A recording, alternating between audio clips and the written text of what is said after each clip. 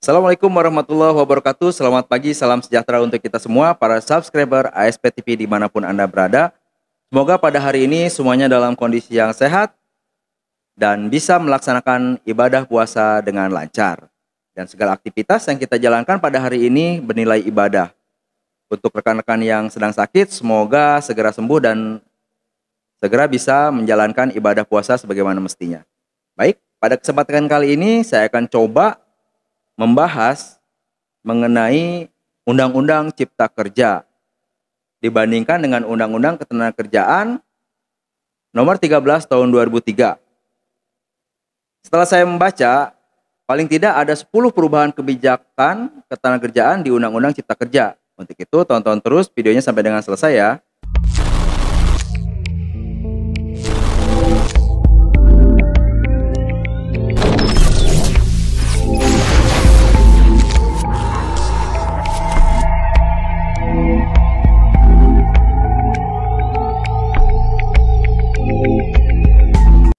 Ada 10 perubahan kebijakan ketenagakerjaan di Undang-Undang Cipta Kerja yang berbeda dari Undang-Undang Nomor 13 Tahun 2003 tentang ketenagakerjaan. Setidak-tidaknya yang saya baca, yang pertama itu adalah mengenai lembaga pelatihan kerja. Di mana di Undang-Undang Ketenagakerjaan Nomor 13 Tahun 2003, lembaga pelatihan kerja itu diselenggarakan oleh lembaga kepelatihan kerja pemerintah dan lembaga kerja swasta. Namun, di Undang-Undang Cipta Kerja ditambahkan selain kedua lembaga tersebut, di situ ditambahkan lembaga pelatihan kerja perusahaan. Nah, perusahaan jadi bisa mengembangkan kemampuan dari pekerjanya melalui lembaga yang dia dirikan sendiri. Yang kedua adalah pelaksana penempatan tenaga kerja. Di Undang-Undang Ketenagakerjaan, pelaksanaan penempatan tenaga kerja adalah instansi pemerintah yang bertanggung jawab di bidang ketenagakerjaan dan lembaga swasta berbadan hukum. Sedangkan di Undang-Undang Cipta Kerja, pelaksanaan ini dilakukan instansi pemerintah yang bertanggung jawab di bidang ketenagakerjaan dan lembaga penempatan tenaga kerja swasta. Nah, ini agak sedikit tancu karena di yang undang-undang sebelumnya ini berbadan hukum, dan yang Undang-Undang Cipta Kerja ini tidak ada berbadan hukumnya, hanya penempatan tenaga kerja swasta saja di situ. Itu bisa dilihat untuk di Cipta Kerjanya itu dilihat di Undang-Undang Nomor 11 Tahun 2020 Pasal 81.3. Baik, untuk yang ketiga adalah tenaga kerja asing.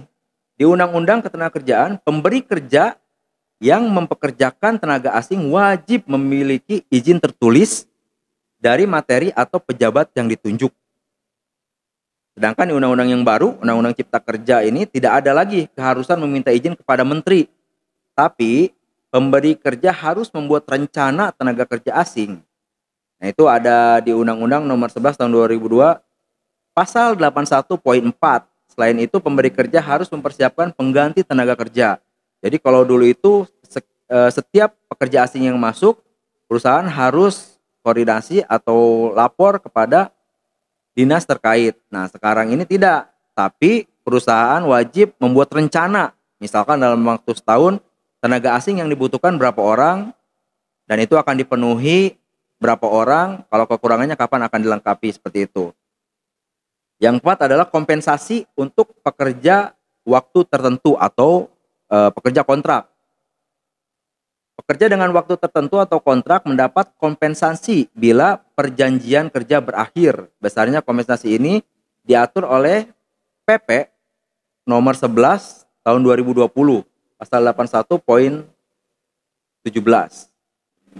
Yang kelima adalah outsourcing. Di Undang-Undang Ketenagakerjaan, perusahaan tidak dapat menggunakan pekerja dari penyedia jasa pekerja untuk melaksanakan kegiatan pokok. Di Undang-Undang Cipta Kerja dihapuskan. Dengan demikian, pekerjaan pokok dapat dilakukan oleh pekerja dan penyedia tenaga kerja.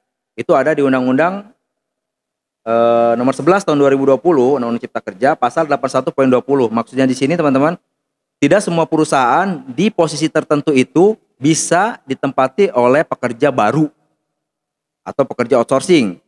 Misalkan di salah satu perusahaan untuk bagian keuangan, kalau di bank atau teller itu tidak bisa diisi oleh pekerja outsourcing. Minimal yang mengisi posisi tersebut harus kontrak. Nah, seperti itu. Kemudian ada posisi manajerial seperti manajer, itu tidak bisa untuk posisi outsourcing dulu di Undang-Undang Ketenagakerjaan yang dulu. Tapi di Undang-Undang Cipta Kerja ini tidak diatur. Jadi bisa jika suatu perusahaan membutuhkan pegawai outsourcing untuk mengisi suatu posisi-posisi pokok, itu bisa. Karena tidak diatur dalam Undang-Undang Cipta Kerja tersebut. Untuk yang keenam adalah waktu kerja lembur. Nah, di Undang-Undang Ketenagakerjaan, waktu kerja lembur maksimum 3 jam. Di Undang-Undang yang dulu itu 3 jam. Sedangkan di Undang-Undang Cipta Kerja itu bisa 4 jam. Nah, untuk maksimalnya, untuk yang 3 jam ini per hari dan 14 jam dalam waktu 1 minggu. Jadi maksimal untuk lembur itu 1 minggu itu 14 jam. Dan yang Undang-Undang Cipta Kerja itu bisa 18 jam dalam 1 minggunya. Perbedaannya di banyak waktunya. Cipta Kerja itu lebih banyak ya teman-teman daripada Undang-Undang Ketenagakerjaan yang terdahulunya. Kemudian yang ketujuh itu adalah istirahat panjang minimal 2 bulan. Nah, di Undang-Undang Ketenagakerjaan yang dulu, Undang-Undang Nomor 13 Tahun 2003 itu diatur ada istirahat panjang atau cuti panjang minimal itu 2 bulan jika seseorang atau pegawai sudah bekerja selama 6 tahun di perusahaan tersebut. Jadi dia punya hak cuti panjang selama 2 bulan. Tapi di Undang-Undang Cipta Kerja hal tersebut dihapuskan. Tidak ada jadi kewajiban perusahaan memberikan cuti panjang untuk pekerja yang sudah bekerja lebih dari 6 tahun. Kalau di undang-undang sebelumnya ada hak tersebut. Yang kedelapan adalah upah minimum provinsi. Nah, ini di Undang-Undang Ketenagakerjaan, upah minimum provinsi itu diputuskan oleh pemerintah. Kalau dulu itu diputuskan oleh pemerintah. Mengenai UMR itu ditentukan oleh pemerintah pusat. Tapi sekarang untuk UMR, UMK itu ditentukan oleh gubernur. Ya teman-teman, gubernur masing-masing provinsi. Untuk poin yang ke-9 itu adalah besaran pesangon. Besaran pesangon mengalami perubahan di Undang-Undang Ketenagakerjaan, pesangon, PHK karena efisiensi, karena pensiun, terus penggabungan pengusaha atau merger seperti itu dan ada pengurangan karyawannya, atau meninggal, itu biasanya jumlah PHK-nya lebih besar daripada jenis PHK yang lain. Kalau di Undang-Undang Ketenagakerjaan yang dulu, tapi di Undang-Undang Cipta Kerja semua jenis PHK disamakan. Itu ada penghitungannya, nanti teman-teman bisa cari sendiri, referensinya bisa ada di Google atau langsung buka di Undang-Undang Cipta Kerjanya ya. Untuk yang ke-10, yang terakhir nih, adalah upah sebagai dasar perhitungan pesangon dan penghargaan. Nah, di Undang-Undang Ketenagakerjaan itu upah untuk penghitungan pesangon dan penghargaan ada komponen perumpamaannya. Pengobatan dan perawatan yang besarnya 15%.